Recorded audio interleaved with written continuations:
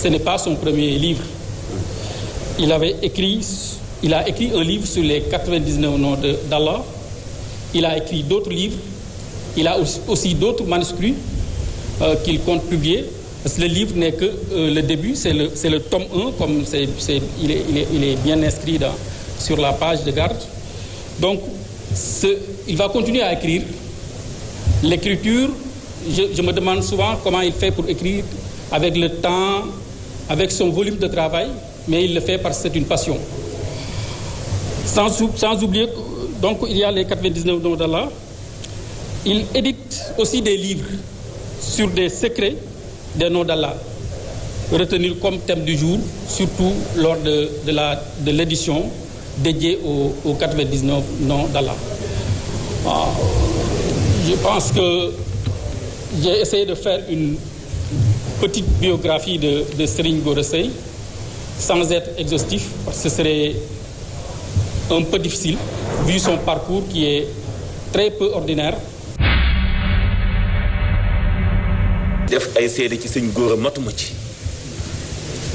ndax minal bidaaya ila nihaaya lépp ijaabiyaat lay gis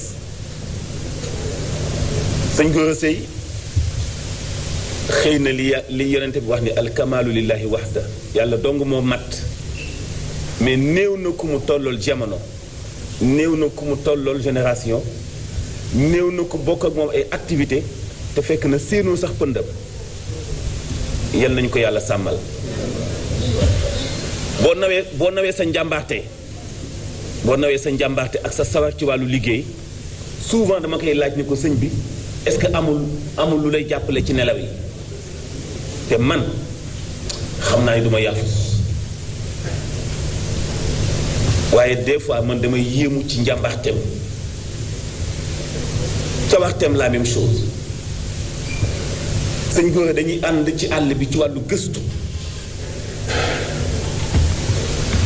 da ngay xam ni kii nga àndal xam-xam dëgg la am wallaahi da ngay xam ni kii dafa am xam-xam docteur Bédié dina ma seede ci li may wax yenn saa yi sax nga def ci ay gëstu di nga jékki-jékki ubbi dictionnaire wala nga ubbi benn livre def nañu ay yoon émission ma jékki-jékki ni ko sëñ Gora est-ce que amul luy feeñ ci sa kanam di la wax ay noms techniques ay noms scientifiques comparé ko ak li ñu jàng ñun ci wàllu diine nga xam ni loo am xam-xam ci kanamam mën nga xeeb li nga am bu fekkee ci wàllu personnalité kenn melul ni moom ci wàllu personnalité bi muy incarné wàllu fulla bi muy incarné du ànd mukk ak ku amul fayda te du xeebal nit xalaatam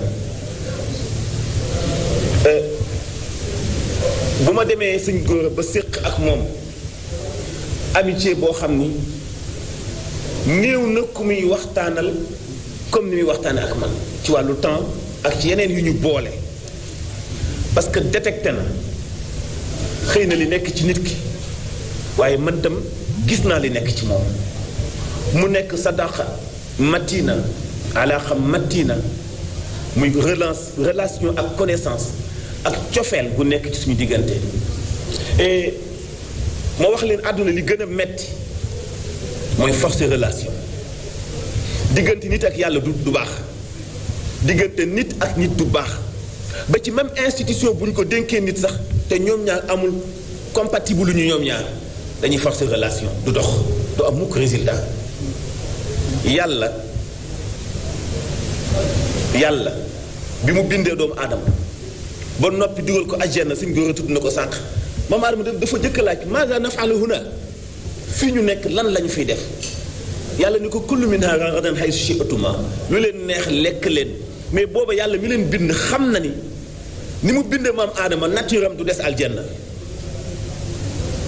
c'est-à-dire gëstu lay laaj biir yàlla bindul maam aadama pour mu des aljanna kon du ko bindee ak yax ak deret ak al anasir arbaa yi ñu doon jàngat doomu aadama dañu ko bind muy tooy di waw di nëb di am deret di am sidit ak yax kon àjjana taxul woon parce que ëllëg bu ñu nekkee aljanna du même forme yu ñu am moom la ñuy amaat du même bind yi ñu benn xas xooj ko ci ndox jamono dafa weesu loolu ñaata temps la sëñ Gora Seye consacré ci dafa ay infusion yoo xam ni comme Lipton bi ngay jënd ci boutique bi lay doon et ci la lay faje xoolal évolution boobu mais ñaata ci xaalis la ci def aussi ci wàllu financement te pourtant kenn dimbalewu ko ci kenn jàppalewu ko ci man doy naa ci seede mu nekk kon loo xam ni du li ñépp yi def mais dafa innové muy marque Bio-Kénia bi mu bëgg Sénégal yi gën ko comprendre gën a xam li ci nekk ci avantage non seulement li muy faj mais li mu mën a créer ci wàllu emploi. li muy def non seulement il le fait pour le Sénégal mais il le fait pour l'Afrique suñu réponse la ci pajum àdduna bi te yàlla dimbale nañu produit yi ñëpp xam ko kilifa yi xam ko loolu nag suñu rôle la waaw mën nañu njiital réew mi ñi nga xamante ne ñooñu ñëpp defe naa ne ñun en matière de process économique suñu rôle la pour ñu présenter li nga xamante ne moom la réew mi àll kon maanaam fëgg nga ci bunt bi nga war a fëgg kon lu ñu ci war dinañ ko def àndante ko présenter ko te dañu yem foofu te lépp loo xamante ne programme la bu ñu signé ak yeneen chambre de commerce yi àdduna yi dinañ la ci invité ba yow nga xool bu dee da ngay dem wala nga yónnee am nga en tout cas lu Sénégal mën a wane ci wàllu wi nga nekk defe naa ne wax ji moom mën naa bañ a gudd kon dama leen doon dalal rek di ñaan yàlla tamit yàlla gën ko jàppale may ko xelam may ko wér ndax li muy def il le fait pour le Sénégal gëstu dafa métti ndax fi ngay tëdd si kër dina la wuti xaran moom mu nga ca loola bu yeewoo defaat ay pexe ba mën la ko présenter bu yeewoo defaat ay pexe ba mën ci gis résultat yow da ngay jékki-jékki rek ñu ne lii lay faj mais li ne ci ginnaaw loolu coono bu rëy la ak liggéey bu rëy kon nag ñu ngi lay gërëm baax di la encourager di féliciter staff di la wax ne la chambre vraiment taxaw na pour gën la encourager gën la jàppale te defe naa autorité yépp dinañ ci jàpp. À partir de ce moment, je profite aussi de l'occasion pour rendre grâce au professeur Mohamed Lamine Gaye du laboratoire de chimie de coordination de l'Université Cheikh Anta Diop de Dakar parce qu'il nous aide beaucoup à faire certaines expériences. À partir de ce moment, on a fait le dosage des polyphénols, qui est une famille de composés extrêmement prisés. On a fait aussi le dosage des flavonoïdes. Et je vous dis qu'au moment où je parle, je prépare un voyage sur Marseille, en France, pour tester l'activité anticancéreuse sur des souches de la plante qu'il m'a offerte. Et je vous dis que d'après les premières expériences qu'on a faites, c'est déjà prometteur. Serigne Gora. Il m'a aussi donné une deuxième plante qu'il utilisait pour traiter la drépanocytose SS. Et je vous dis qu'à partir de ce moment, même au moment où il m'appelait, je profite aussi de l'occasion pour m'en excuser, il y a un étudiant qui était en train de faire un exposé sur cette plante-là. Parce qu'on a déjà fait certaines expériences et on a eu des résultats très, très positifs. Et que la plante que vous m'avez donnée est très active et elle soigne la drépanocytose SS et c'est avéré et c'est prouvé scientifiquement. Pour ne citer que ces deux plantes, pour vous dire que Serigne Gora est un professeur, Serigne Gora Seye est un chercheur. Donc il mérite encore une fois reconnaissance scientifique. On a aussi fait en parallèle des dosages. Parce que je pense que quelqu'un l'a dit tout à l'heure. Je pense à Abdoulaye Sow. Les plantes contiennent des milliers et des milliers de molécules. Mais généralement, il y a une seule qui a des vertus thérapeutiques. Peut-être toutes les 99 999 ont des effets nocifs, des effets négatifs. Cela veut dire que ce n'est pas n'importe quel dosage qu'on fait. Cela veut dire que ce n'est pas n'importe quelle plante qu'on administre au patient. Parfois, on le fait. Le patient est soulagé pendant une semaine, pendant un mois. Mais 1 an après, 2 ans après, il commence maintenant à rechuter. Parce que c'est les autres molécules qui se trouvent dans la plante qui commencent à réagir. Donc, dans le cadre de la collaboration, nous allons essayer de voir, comme déjà on a prouvé que la plante est active, la plante soigne le cancer, la plante soigne la drépanocytose SS. Nous allons essayer de voir maintenant, dans le cadre de notre travail, quelle est la molécule qui est responsable, quelle est la molécule qui est active, et on va l'isoler, Inch'Allah, avec l'aide de Dieu. Et je vous dis que Si toutefois on arrive à ce résultat, ce sera un brevet et tout le mérite reviendra à Serigne Gora Seye, tout le mérite reviendra à Biokénéa. La thérapeutique est une pratique ancestrale. Aujourd'hui, les populations rurales et urbaines font de plus en plus recours à l'usage des plantes d'origine terrestre auxquelles des effets thérapeutiques sont attribués.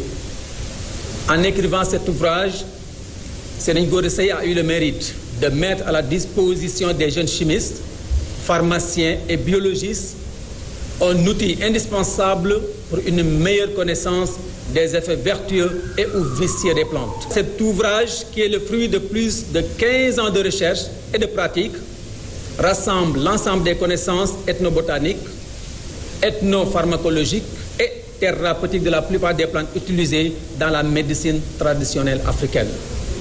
Les étudiants en formation doctorale feront de cet ouvrage le meilleur usage, notamment dans le choix et le déroulement de leur sujet de thèse, en rapport avec les plantes médicinales d'Afrique.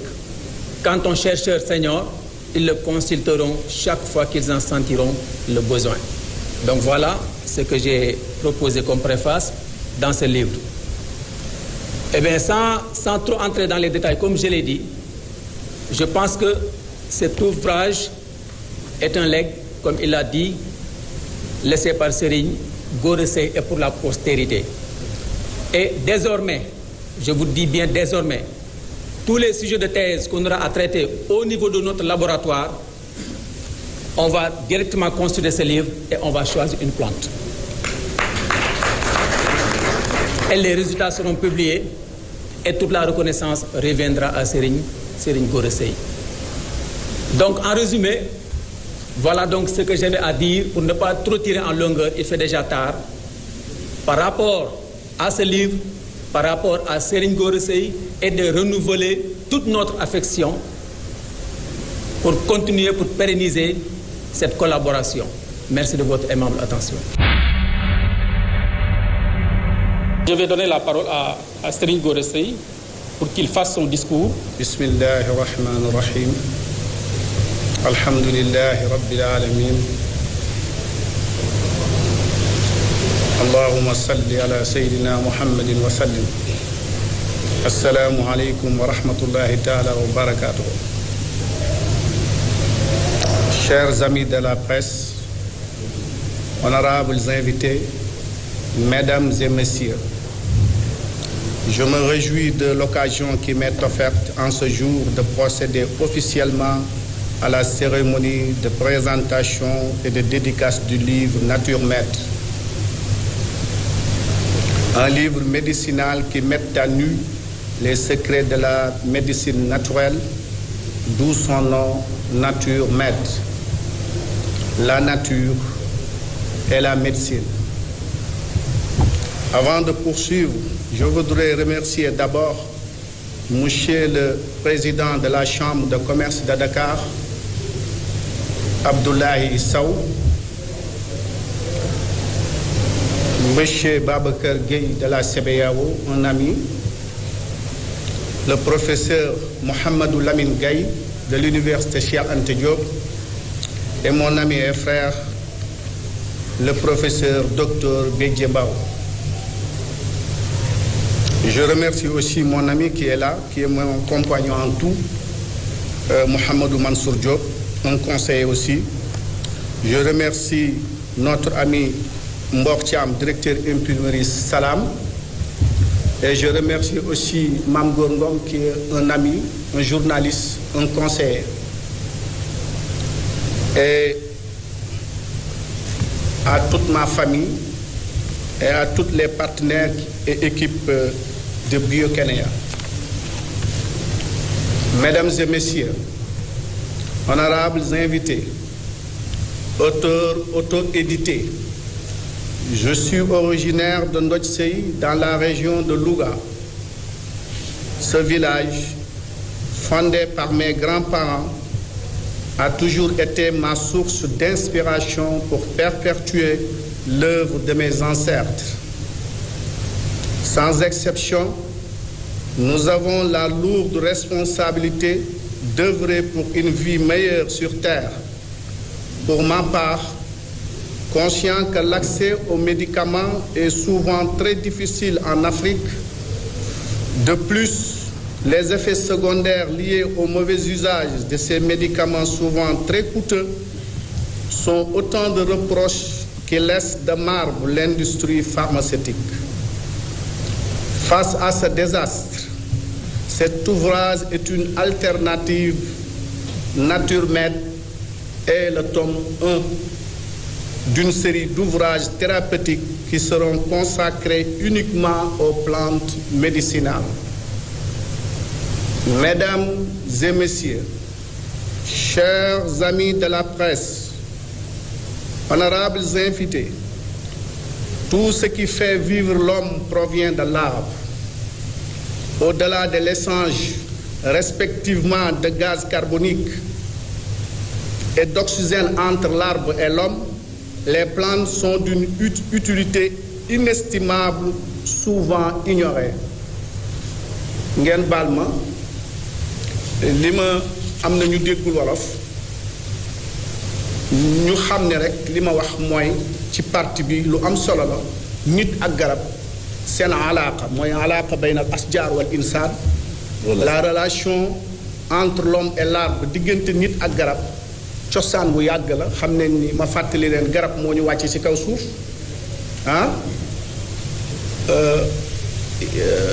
te li taxoon garab wàcce ñu ci kaw suuf mooy bëggoon a wér bëggoon a am nguur bëggoon a gudd fan defe naa seytaane fa waswasa ilayhi seytaan xaala yaa aadamu hal adulluka ala shajarati xuldi wa mulki laa yabla mu ne ndax duma leen digal seytaane bi mu bëggee sunu maam aadama jaxase ko lim ko promettre ndax duma la wax garab boo xam ne boo ko lekkee da ngay wér dootoo dee te di nga am nguur bu dul jeex kon relation bi dox nit ak garab dafa yàgg bi ñu wàccee ci kaw suuf it nit ci garab la njëkk a fanaan ci la njëkk a yeewu ci lay lekk ci la woddu ci la def lépp waaye ba fii may wax ak yéen gaz carbonique bi nga xam ni ak oxygène de l'air bi ñuy échangeante ñun ak garab bu ñu nokkee jox ko garab gi mu gën a naat moo tax garab yi nga gis nit di ci toog mooy gën a naat mooy gën a am nu mu mel mooy gën a dund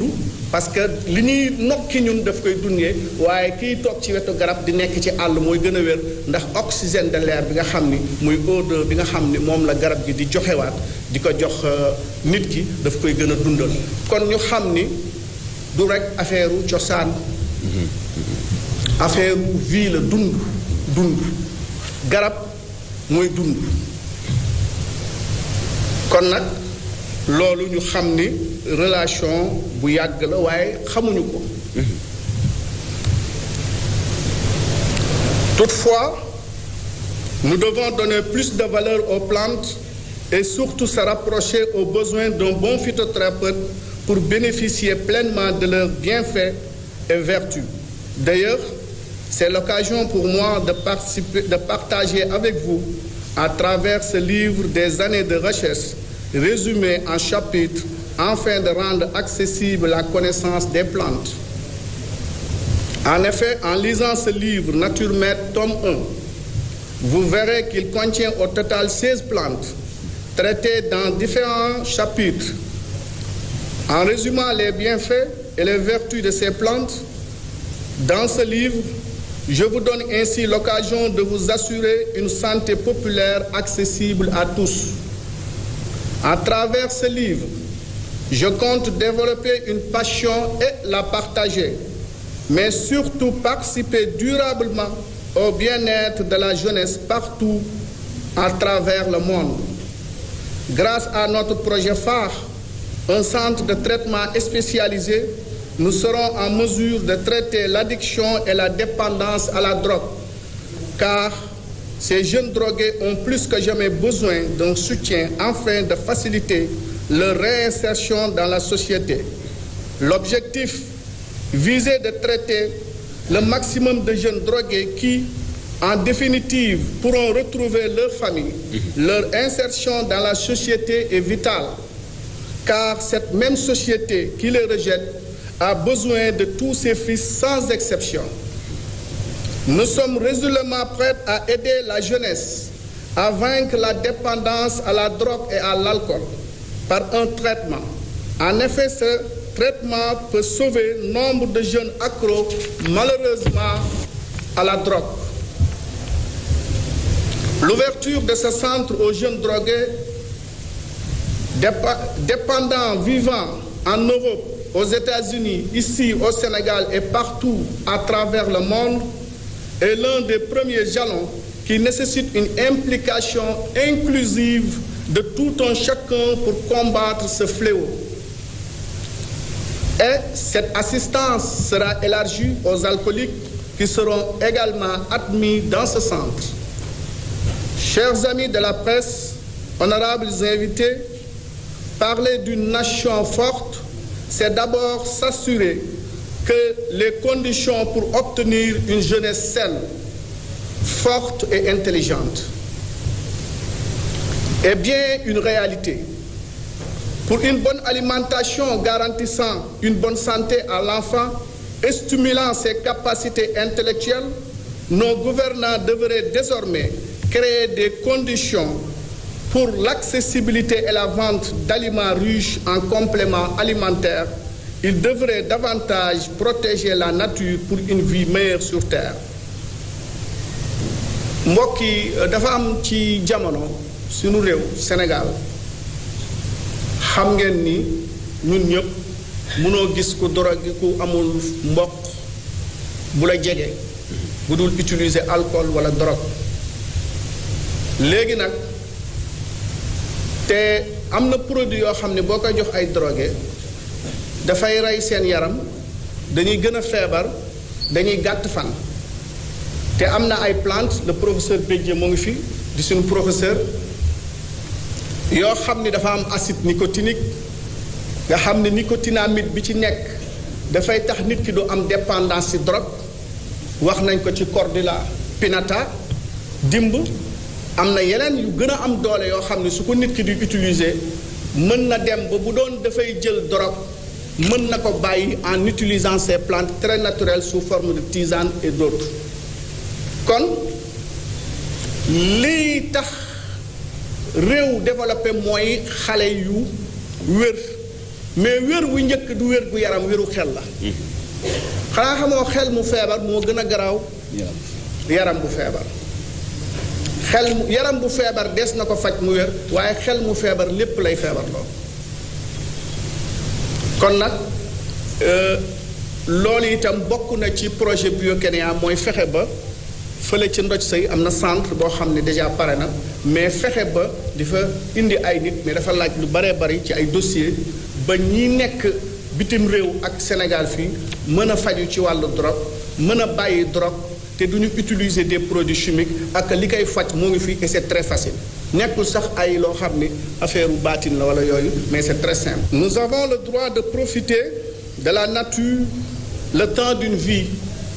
En effet, un temps résume notre passage sur terre et durant cet intervalle de temps, il se passe beaucoup de choses. Une vie et une fin certaine. Cependant, avant cette fin inéluctable, il y a un temps vécu enveloppé par cette nature très riche, renfermant faune et flore uniquement pour rendre notre passage sur terre le temps d'une vie plus qu'agréable. Dieu créa cette nature avec des ressources qu'on ne saurait exploiter le temps d'une vie.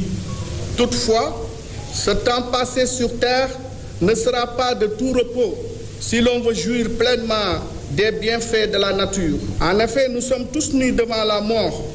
Toutefois, l'humanité, dans sa globalité, a le droit de bénéficier pleinement des vertus de la nature en attendant la mort qui finalement un jour nous mettra à nu, comme disait Steve Jobs.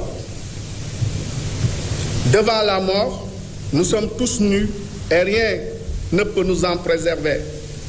Toutefois, une vie telle que donnée par celui qui a tout créé, Dieu, mérite d'être vécue.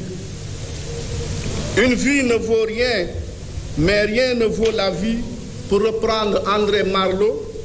Seulement, la vie telle que définie par Marleau ne saurait être un frein pour bien faire et être utile à la société, à l'humanité. Nous avons tous la lourde responsabilité d'œuvrer pour une vie meilleure sur Terre.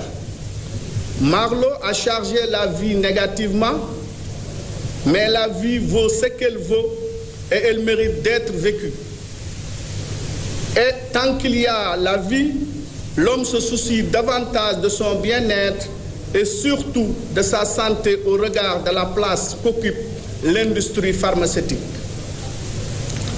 Et avec les plantes, l'homme est en mesure de prolonger sa durée de vie tout en assurant un bien-être à son corps fébrile et éraflé au fil du temps. Un temps qui n'est rien d'autre qu'une vie. Une vie courte ou longue, qu'importe, pourvu que ce temps vécu soit utile à l'humanité, à qui on doit léguer quelque chose de précieux.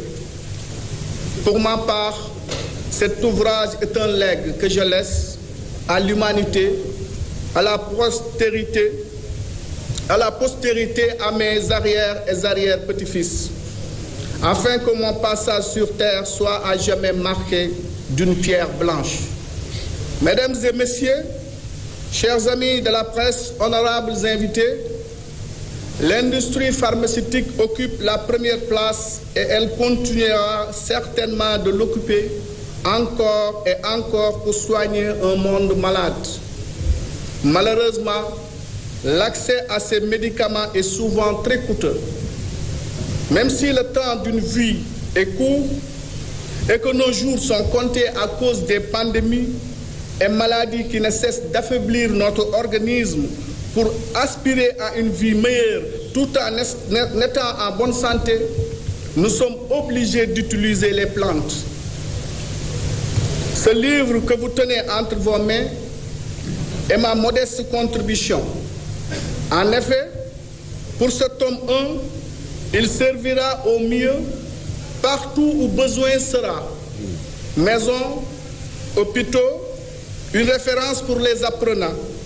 Soucieux des conditions de vie souvent très difficiles et du bien-être de mes semblables, j'ai toujours eu le sentiment d'avoir la lourde responsabilité de leur venir en aide. Ma mission pour eux est de les soigner, de guérir leurs peines et souffrances causées le plus souvent par des maladies graves. Seule la santé donne un sens à la vie. Vivre sans santé n'est que languir. Je ne ménagerai aucun effort pour atténuer cette souffrance. Grâce au nom d'Allah, subhanahu wa ta'ala, et les plantes, ma seule et unique préoccupation est de tout faire pour soigner et guérir mes semblables, musulmans comme chrétiens, afin qu'ils retrouvent la paix. Ce livre est un viatique, une contribution pour le bien-être de l'humanité. De l'homme, cette créature bénie de Dieu, dont le destin est de lui être soumis en toutes circonstances en interagissant avec toutes les autres créatures. Honorables invités, il est donc important de connaître les plantes et leurs vertus traitées dans ce tome 1, en attendant le tome 2, qui sera consacré partiellement aux plantes herbacées, elles aussi très utiles à l'homme. Pour ma part, mon destin est de servir l'humanité à travers la santé. Avant de terminer, j'adresse mes remerciements à toute la salle, à la presse et aux organisateurs de cette cérémonie, à travers diverses initiatives. Je vous remercie. Assalamu alaikum wa rahmatullah. Monsieur Gora Sey, ñu def ko ambassadeur de la paix, diplôme bi nga xam ni moo saxal loolu moo nekk nii kon nag mu ngo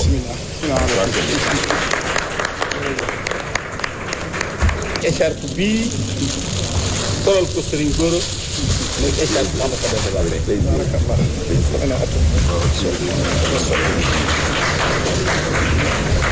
waaw ca kaw bopp nag. waaw.